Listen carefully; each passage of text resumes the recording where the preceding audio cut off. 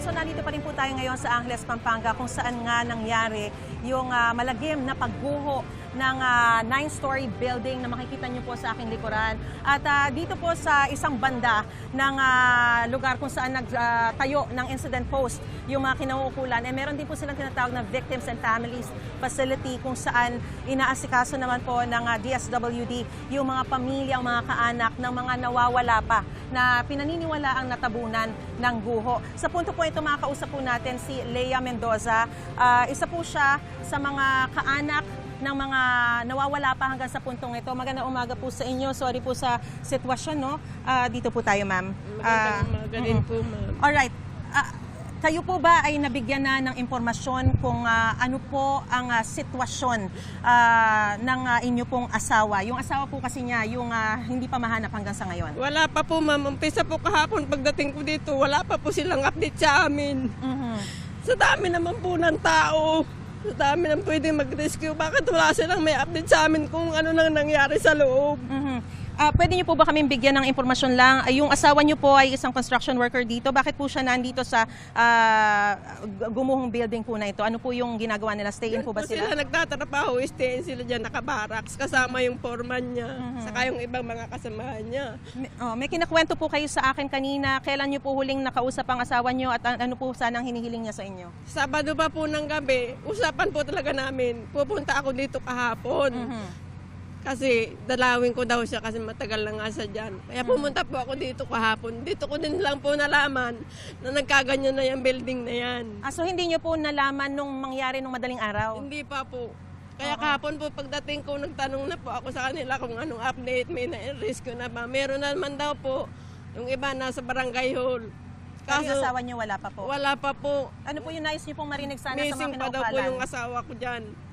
Ano po sana yung gusto niyong marinig sa mga kinauukulan? Gusto ko lang sana pong mangyari. Dapat naman po kada oras, 24 oras na po, wala pa silang nagagawa. Wala pa silang na-update sa amin kung buhay pa ba o ano nang nangyari sa aming mga pamilya nasa loob. Madami po kami nag-aantay dito. Alright. Sige po, ipaparating po natin ang inyo pong concern po. No? Kausapin din po natin, ma'am, alikayo po, si Lorena Angkaw.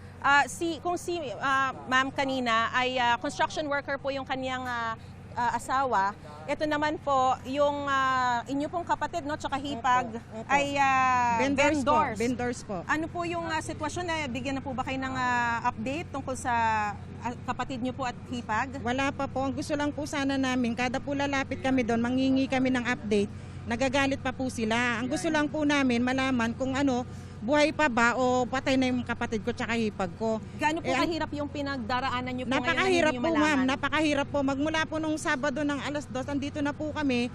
Hanggang ngayon po, nandito pa po kami. Wala po silang bagong update na binibigay sa amin, lagi na lang po ganyan. Pag nagtatanong kami, galit pa sila. Alright. Siguro mahirap din po kasi yung sitwasyon na pinagdadaanan nila. Naiintindihan po ko na mahirap po talaga, hindi basta-basta makakagalaw.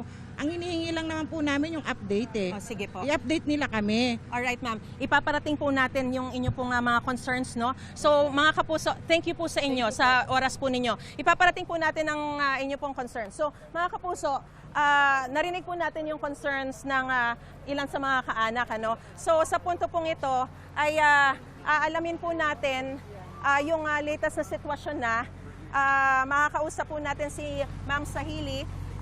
Ma'am, una po sa lahat, yung mga pamilya po kasi na nandun, syempre nag-iiyakan, emosyonal. Yes. Ang nais lang po sana nila, mabigyan daw sila ng update every once in a while kasi napakahirap, napakasakit na hindi nila alam kung buhay pa ba yung kanilang mga kaanak. Ano po ba yung pwede natin mabigyan assurance? We do understand po yung kanilang nararamdaman na sa ngayon po ay talagang unstable sila. But right now, we can make an assurance na ginagawa po nating lahat ng ating mga rescuers ang kanilang, lahat ng kanilang magagawa para ma-rescue pa po natin yung kanilang mga families. Kaya nga po ang sinasabi natin kanina is that after nung ating retrieval operations ng dalawang victims ay itutuloy po ulit natin yung sectoral scanning and thermal scanning po. And yun po kasi para i-make sure po talaga natin na meron pa po tayong maisisave na family. And right now po, yun po yung aming target after the after the retrieval operation of the 2 victims. And as of 7:20 nga po this Okay. morning, Sige ma'am, yung i-announce isa niyo po. dun sa dalawa coming from Sector 1 ay na-retrieve na po natin and wala na po siyang buhay at na-transport na po siya ng ating ambulance kanina sa Lasatin Hospital po So, ulit. ibig sabihin po, We have tatlo now na? 3 confirmed dead po from the bulletin right now. And ang missing pa rin po natin is 18 as of So, now. 18 pa rin ang 18 pa rin nawawala po. kahit na confirmed dead na po yung Yes isa? po. Kasama po sila sa bilang ng 18. Kasi hanggat alright. hindi po natin siya nailalabas sa hot zone, part pa rin po siya ng count. Meron pa po bang signs of life doon sa 18? Yun po ay hindi ko kayang bigay pa ng assurance kasi after po ng retrieval operation sa Sector 2, magkakaroon pa po ulit tayo ng thermal scanning and that would signal kung meron pa po tayong rescue operation na magagawa.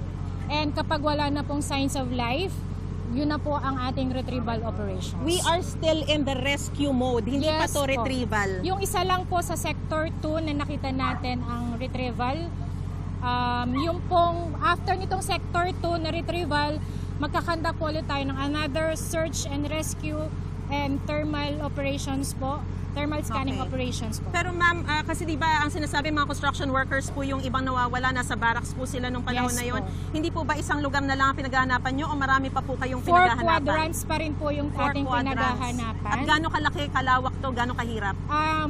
Approximately 1,500 to 2,000 square meters po yung working area natin. And ang pinakamahirap po kasi is, ang estimated namin po is 9th floor po. Yung topmost po na nakikita natin right now, ika-9th floor na po siya ng building. So, kung titingnan po ninyo, ito 2 palapag lang, ganyan na lang nag-shrink siya.